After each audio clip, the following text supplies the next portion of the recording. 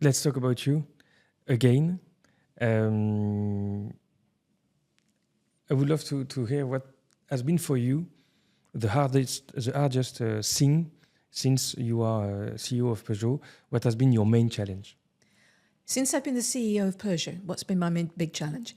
Well, I mean, my big challenge is really moving us forward on electrification, because I don't think anybody can underestimate the competitivity and the challenges of the market out there.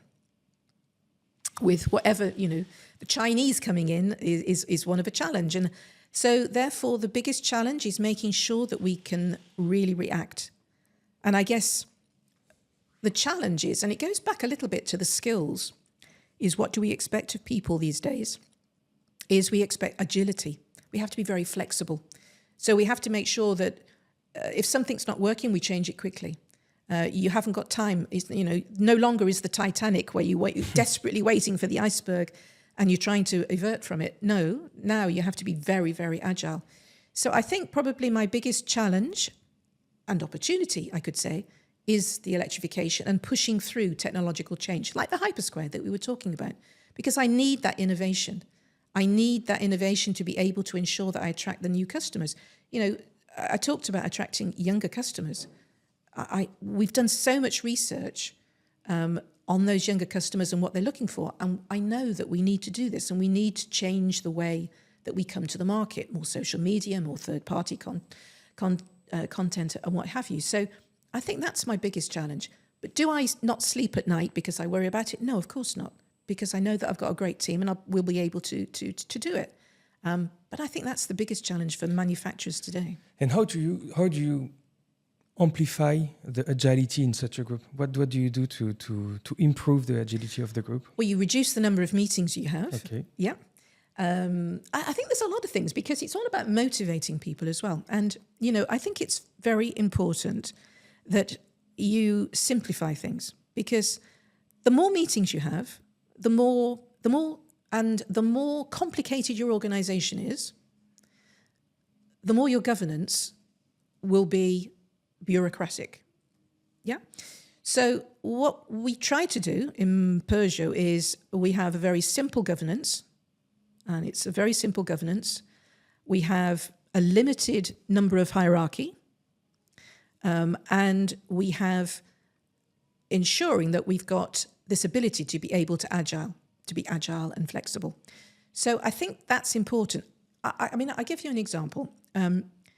We have at Peugeot something, and this is why it's linked with motivation of my team, because I think it's extremely important to have a balance between work and life. So this life balance that we all talk about. And therefore, what we've introduced is something, first of all, is meetings are no longer than 45 minutes. You have no more than 5 slides. I do not want PowerPoint presentations. You've been in meetings where you're killed by PowerPoint, yeah? So 5 PowerPoint slides, max. And very, very clear that out of every meeting, you have an agenda and you have the minutes that come out and the decisions that come out. And we don't have meetings just for the sake of the meeting. It's there for a reason. Either it's about informing us about a particular subject, or it's about taking a decision. So once you've got that, limited number of meetings every month, and then you're into, I don't want people to be working past 7 o'clock, 6:30 in an evening. I don't want them starting before 8 o'clock. No emails at the weekend. So I try to live by that. And I think it's important that my first line live by that, to be able to get this balance. So for us, that's very, very important. Now you could say, well, what do you mean that? How does that meet the challenges? It meets the challenges by making sure you've got very motivated people. And hopefully they've been able to find that balance, which is why we also encourage working from home. So of course we want people to come in and when they have a meeting or when we're doing a presentation, but I don't need people to be there simply to come in and sit at their desk and open their laptop. I'd rather they have the flexibility to choose. And I think that's important as we move forward, because that's all about how you motivate and keep your team, as well as how you keep the agility, because you keep their interest. Thank you for this explanation. One word talking about you again, because thinking to the Linda in the past and the Linda today, you have made many personal changes, and I would like to understand maybe the way you make yourself evolving, the way you learn, the way you challenge yourself and develop yourself to succeed in the position you have today. Well, I mean, I learn something every day, and you should never stop learning. Okay. And I do literally learn something every day. And that's because I learn something from my team. Yeah. But how I've learned, I mean, if I think back, we go back to, I said I was a perfectionist and I didn't like to delegate. And I guess that was also, a little bit with that was also a bit of confidence in myself to be able to delegate, yeah? So I had to learn to be more self-confident. And the way I learned that was by going out of my comfort zone. And, I said that when I moved out of finance and went into commercial, at the same time as I did that, I also decided that I would take a job in France. So not only was I moving out of the comfort of finance and the comfort of the UK, where I was born, educated, and had worked most of my career at that point, I moved into France. So I always am a big advocate of going out of your comfort zone, because that is a real confidence, hopefully booster, yeah, if you approach it in the right way. And that really made me in that sense, because it made me have to do things that I maybe didn't want to do. I remember coming to France and having to do, I learned French when I was at school and been on holiday, but I can safely say the vocabulary that you learn at school or going on holiday is not terribly useful when you're talking to journalists, going on TV or whatever it may be. So I had to learn, but you had to, yeah? So I was forced to do it because I'd forced myself out of this comfort zone. So really that was what I think was the first time that I really, okay, I'm quite confident. I'm not arrogant in any way, but actually I can do this. And then it gives you the confidence to move on to the next role and the next role.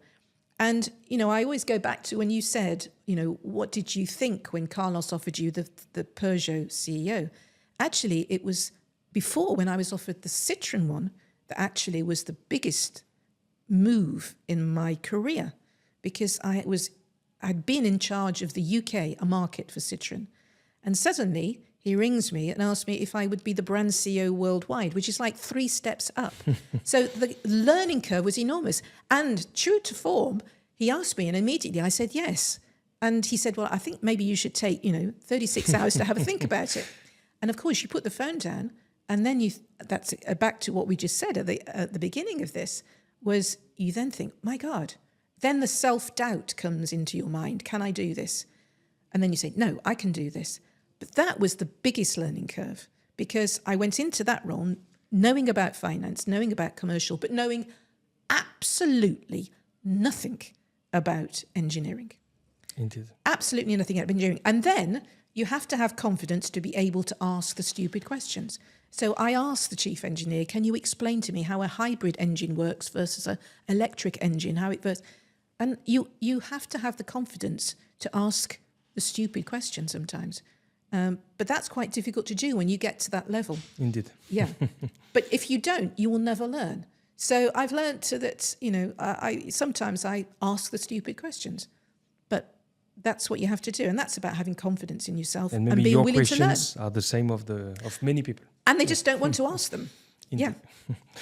After being CEO of a brand like Peugeot, what could be the next steps for your career? Oh, I don't know. I'm just happy being I've got a fantastic job. Any day is so varied. I can be, going to look at a new vehicle. I can be test driving a vehicle. I can be talking to you here, which is amazing. Which is great for me. Having a great chat with you, or I can be in a performance related meeting talking about the results of Peugeot with Carlos. So it's just varied, and it's just such a big responsibility. And I'm very, very proud to have this role. And to be honest with you, I'm just happy what I'm doing. Thank you very much for the exchange, Linda. Very inspiring. I've got few more questions, quick ones. Okay. Personal ones and quick ones. What's the thing you are most proud of today? What I'm most proud of is being the CEO of Peugeot. Okay. What was your biggest failures so far? Professional one, I mean, or maybe personal one. My biggest failures, I don't think I've got, well, to be honest with you, I'm not trying to be arrogant, but I don't think I've got any failures. Otherwise, I wouldn't have quite got here. But I've learned from my mistakes. And one of the things that I've learned is maybe I didn't need to have worked quite so hard to have got here. And maybe if I could live my life again, I'd do exactly the same thing, but maybe not work quite so hard. You would have got the same results, you believe? I don't know, but it's just a thought. And I'm thinking about your organization because, of course, we have the same amount of hours, you and me, in our agenda. And I would like to know about your organization, maybe the routines, your discipline to make... to be able to fit everything in this agenda and keeping your energy. Okay, well, the first thing is have an absolutely super personal assistant who manages your life, yeah? Who knows exactly the people that you want to talk to and the people you don't want to talk to. That's the first one. But no, seriously, I think it goes back to what are the priorities? And it's not having meetings for the sake of having meetings. So I want to meet my team on a continuous basis. So it's having regular one-to-ones, so I'm always up to date. But it's just managing it. I don't like having meetings before 8 o'clock or after 6:30 because I just don't think I'm very productive at 8 o'clock in the evening. So what I try to do is manage my time in there. I spend a lot of time in airports, so that's when I catch up on reading everything, you can possibly do. So you just have to manage it. And it's just about choosing your priorities, what you do, what you don't do, what you can be involved in, what you can't be involved in. And I think you learn that the more that you move up in an organization, the more that what is it you need to concentrate on that needs your attention, rather than trying to look at everything. But I say airports are great, or trains, because you can read so much background when you're This is your time. Yeah. Apart from Peugeot, which company inspires you the most today? Oh, I don't know. I wouldn't want to change. I wouldn't want to really cite anybody because I think there's some great companies out there. I mean, the one that everybody cites is Apple. Let's be honest. Everybody cites Apple because it's simple, but everybody buys an Apple. I mean, I'm an Apple addict. Yeah. And there are many good competitors out there, I'm sure, versus Apple. But I really respect it because it's got a great brand. It's built a great brand story. And I think it's a classic in terms of brand stories. What does success mean to you? Success means two things. One, on a personal basis, I think it's having the results and doing well in terms of my career. But to be honest with you, I like to link that with my own personal side of my family and having a healthy life and having good fun with my family and being able to find the time to be able to be with them as well. So I think, success for you has to be able to find the balance between the two. Something, is there anyone in the world of management or innovation or an entrepreneur that you would, that you are finding inspiring and you would recommend me to get on this mic? Oh my goodness me, there are so many out there. I wouldn't like to cite one at all. And, I read, it's like being asked, what's your favourite book or could you recommend a book or whatever it may be? This will be my, that's my your next question. Oh my gosh. And I never have one to read because I read so many and some are interesting and some I think, But then also I think it's just better to learn from experience and your own experience, no? Okay. Yes, it's not helping me for the podcast, but... Well, I'm sorry about that. Yeah, I'm sorry. It's a learning. Can you tell us something about yourself that people would be surprised to know? Something about myself that people would be surprised to know.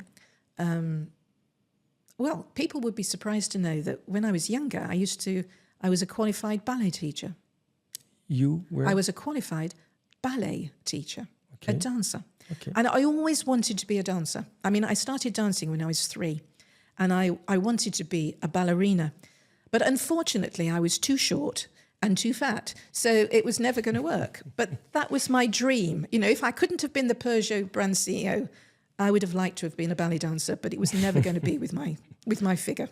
If you had to give one piece of advice to someone who wanted to follow the same path as you, what would it be? I think it would be have confidence in yourself and go outside your comfort zone and take the opportunities as they come along.